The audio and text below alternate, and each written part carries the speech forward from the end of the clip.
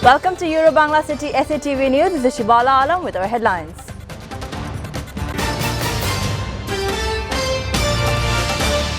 Several people involved in the Kumilla incident have been identified. Suspected instigators detained, said Home Minister. Mahanavami being observed today. BGP deployed in 22 districts to ensure security for Durga Puja. An overnight fire in southern Taiwan killed 46 people, injured dozens in the island, deadliest blaze in decade.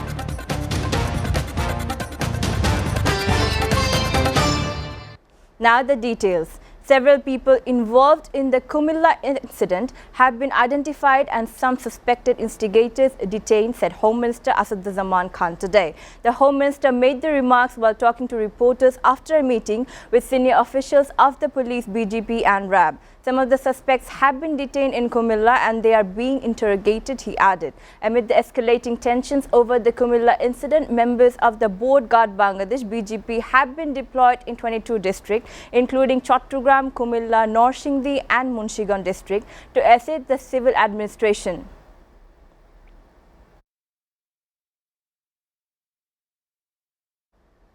Meanwhile, Border Guard Bangladesh BGP personnel have been deployed in 22 districts as violence erupted in several places following reports of demeaning the Holy Quran in Kumilla. As per the demand of the district administration and direction from the Home Ministry, the BGP personnel have been deployed to ensure security for Durga Puja celebration. The 22 districts including Kumilla, Norsingdi and Munshiganj adding BGP personnel and will also be deployed in Dhaka if there is demand from the concerned authorities. At least 3 people were killed and many others were injured yesterday as mob and police clashed in Chandpur's Hajiganj Upazila following the Kumilla incident.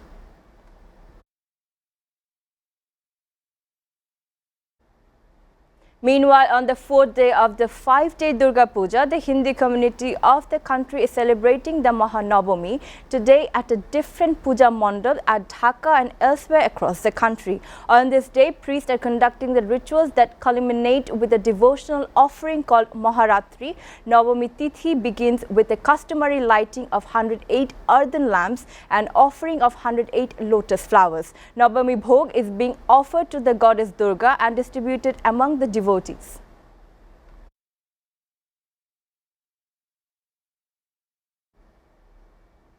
The Karna vaccination program for school students has been inaugurated today. Health Minister Zahid Malik inaugurated the function on the first day at the Karna Medical College Hospital in Manikganj. 120 students from 2 government schools will be brought under the vaccine on an experimental basis. 60 students of SK Government Girls High School in Manikganj and 60 students of Manikganj Government High School will get the vaccine, Manikganj Sadar Upazila Health Officer said.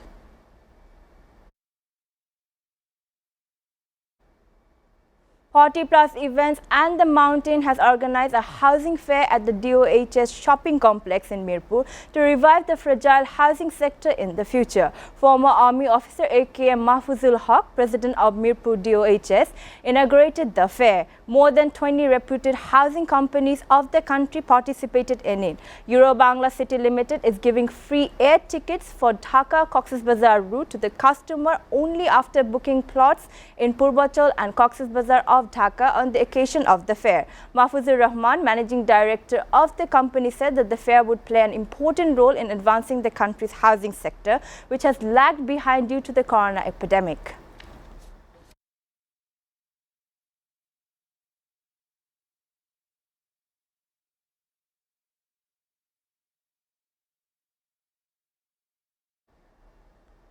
Viewers are taking a short break. Stay with Euro Bangla City SATV News.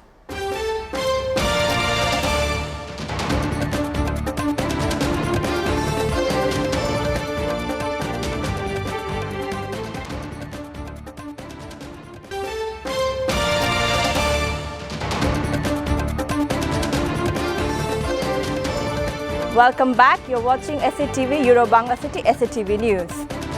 Now the international story updates.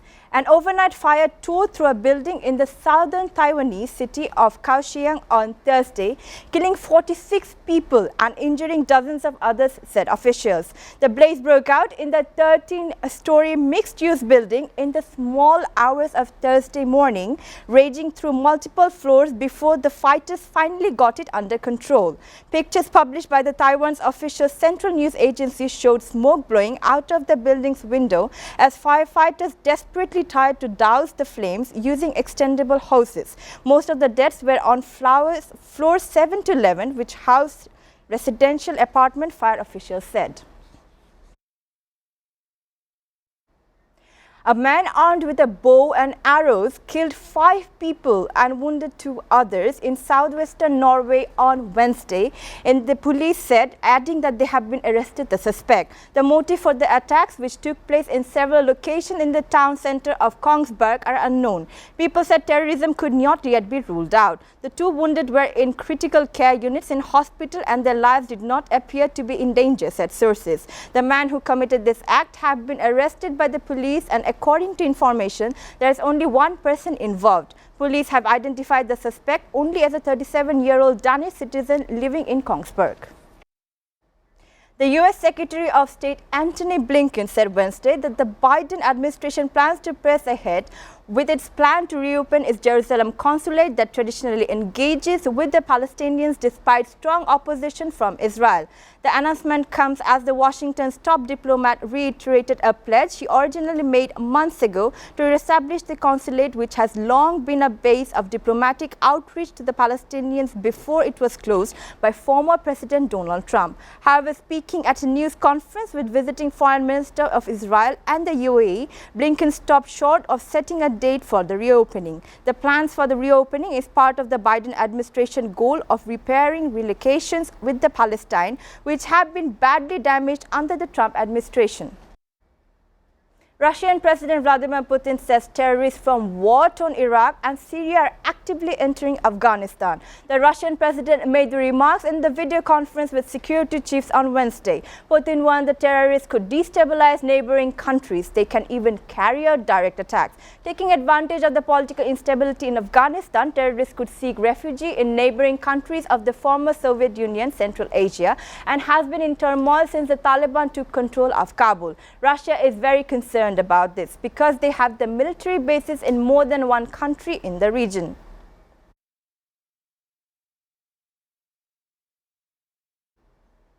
Japan's new Prime Minister Fumio Kishida dissolved the lower house of parliament Thursday, paving the way for October 31st national election. Kishida said he is seeking the public's mandate for his policies after being elected Prime Minister by parliament only 10 days ago to replace Yoshihide Suga. Tadamori Oshima, the speaker of the more powerful lower chamber, announced the dissolution at a preliminary session. At the announcement, all 465 lower house lawmakers stood up, shouted Banzai 3 times and left. They have now lost their seats and official campaigning for a new lower house begins Tuesday. Kishida, tasked with rallying support for the ruling party, has promised to pursue politics in trust and empathy. Myanmar's ruling military has not blocked a special Southeast Asian envoy from visiting the country and will not allow to meet detained former leader Aung San Suu Kyi. A delay in the United Nations approving the military government's UN ambassador nomination was politically motivated, spokesperson Zhao Minton said. The UN and other countries and organizations should avoid double standards when they are engaging in international affairs, he adds. The spokesman remarks come as international pressure builds onto junta to implement a 5-point peace plan in the top General Min Aung Hlaing agreed to in April with the Association of Southeast Asian Nation ASEAN.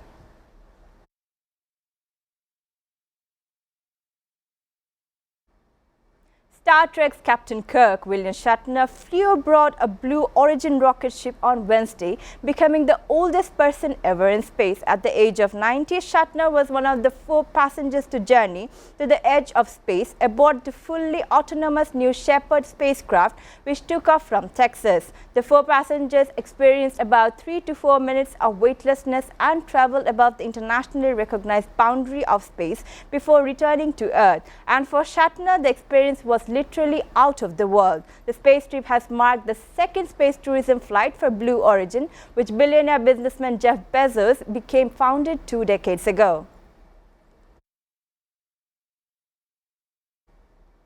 The Beatles are back this autumn with a new book, reworked final album, and much anticipated documentary that sheds new light on the fraught final days.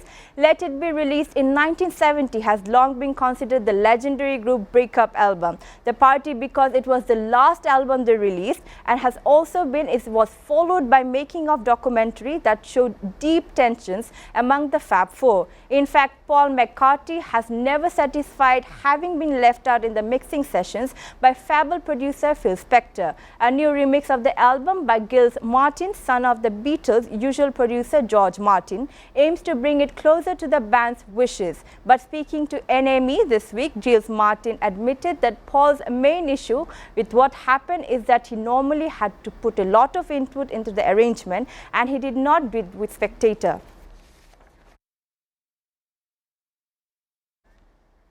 Before ending, we go to the Euro-Bangla City SATV news again. Several people involved in the Kumilla incident have been identified. Suspected instigators detained, said Home Minister. Mahanabami being observed today. BJP deployed in 22 districts to ensure security for Durga Puja. An overnight fire in southern Taiwan killed 46 people, injured dozens in the island's deadliest blaze in decades.